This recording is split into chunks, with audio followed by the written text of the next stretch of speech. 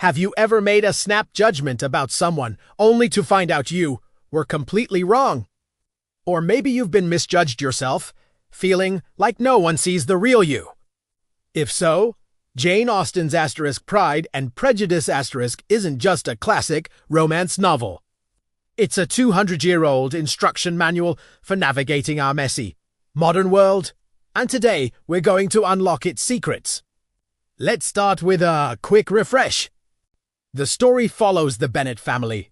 With 5 daughters and a big problem, their house is entailed to a male cousin, so the girls' futures depend entirely on marrying well. This turns romance into a high-stakes economic game. Enter 2 rich bachelors, the nice guy, Mr. Bingley, who's instantly smitten with the eldest.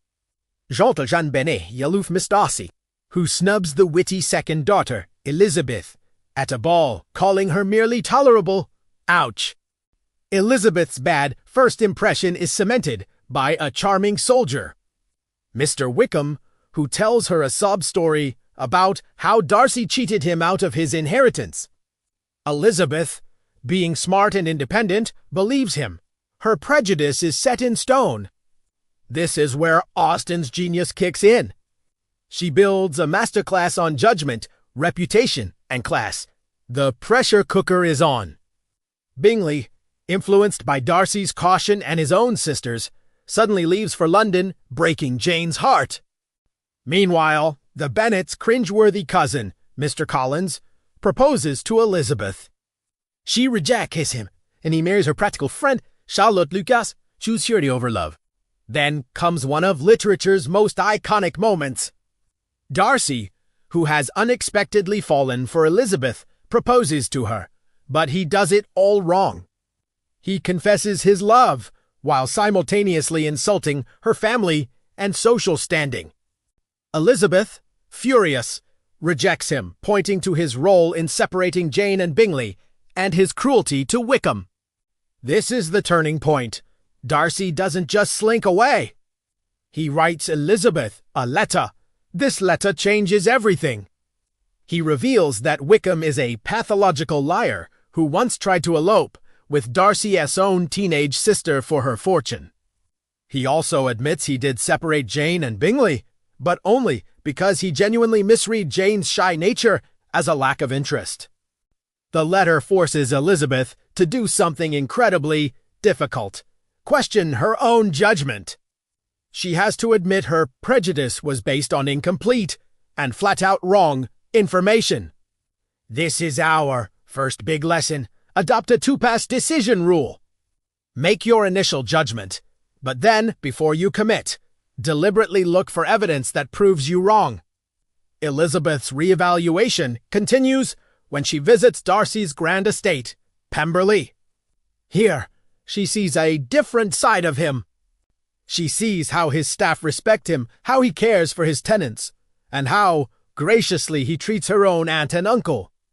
She's seeing him in his natural context, not just at a stuffy party. This is the Pemberley Principle, and it's a powerful tool for us. If you want to know someone's true character, don't just watch them when they're trying to impress. Watch how they treat waiters, junior employees, or people who can do nothing for them. Context is everything. Just as Elizabeth's opinion of Darcy is changing, disaster strikes. Her youngest sister, Lydia, elopes with the villainous Wickham, threatening the entire family with social ruin. In this era, a scandal like that could make all the sisters unmarriageable, but who secretly, quietly, saves the day. Darcy. He tracks them down, pays off Wickham's massive debts, and forces him to marry Lydia, all while trying to keep his involvement a secret. He takes action at great personal cost. With the scandal contained, the path is cleared. Bingley returns and, finally understanding Jane's true feelings, marries her, and Darcy proposes to Elizabeth a second time. But this time, he's humble. And Elizabeth, having confronted her prejudice, accepts their marriage isn't a fairy tale ending. It's an earned outcome. It's what happens when 2 smart people learn to update their beliefs and act with integrity. So, What are the real-world takeaways here? First, be wary of snap judgments. The halo effect from a good first impression or the horns from a bad one can be incredibly misleading. Modern signals fancy job titles, university names. Follower counts they open doors, but they don't guarantee substance. And how do we spot the Wickhams in our own lives? The charismatic charmers who talk a great game but never deliver. Austen gives us a checklist. Test their charisma by asking for specifics. Ask for references you choose, not just the ones they offer. Give them a small trial project before you go all in. Competence is often quiet, while charm is loud. It's easy to overlook the steady, reliable people, but they are the ones who create real value. The novel also teaches us about communication. Jane's shyness was misinterpreted as indifference. The lesson: you have to narrate your intent, in work and in relationships. Be clear. I am excited about this project because. I value our friendship because. Don't make people guess. And what about when you're the one who's misunderstood? Like Darcy? Treating a Darcy letter fever just for yourself. Acknowledge the other person's perspective. Add verifiable context, not just excuses. Own your part in the problem and propose a solution that actually costs you something. Then, let your actions, not your words, do the talking. Apology without action is just theater. Pride and Prejudice is also a brilliant study of constraints. The Bennet sisters' fate is tied to marriage because of financial and legal rules they can't change. We all have constraints: debt, family obligations, job markets. Austen teaches us not to pretend they don't exist. Name your limits. It reduces shame and clarifies your real choices. Charlotte Lucas chose security, and the book doesn't judge her. It shows she made a pragmatic choice and built a dignified, manageable life within it. Ultimately, the love story is a competent story. Elizabeth and Darcy build a resilient partnership because they can argue without contempt, revise their beliefs without humiliation, and take responsibility without making a spectacle of it. This is a blueprint for great teams, successful businesses, and strong relationships.